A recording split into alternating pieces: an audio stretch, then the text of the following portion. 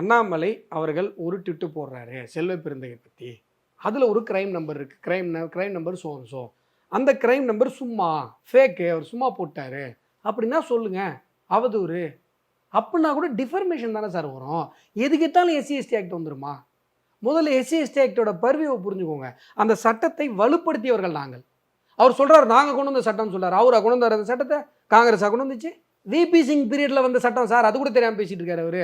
பக்கத்தில் இருக்க வக்கீலா சொல்ல வேணாமா எஸ்சி எஸ்டி ஆக்ட் எந்த பீரியட்ல வந்ததுன்னு?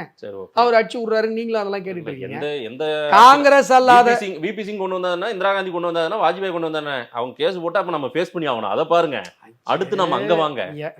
நீங்க பாருங்க எப்படி திருப்புறீங்க பாருங்க. நான் திருப்பல. அந்த சட்டம் பட்டியல் சமூக பெருமக்களுக்கான பாதுகாப்புக்கான சட்டம். ஆமா, காங்கிரஸ் அல்லாத பாஜக ஆதரவு பெற்ற அரசாங்கத்தில் தான் கொண்டு வரப்பட்டது. ஆனா இப்ப நான் வைக்கிற கோரிக்கை, அந்த சட்டம் 90% தவறாக பயன்படுத்தப்படுகிறது.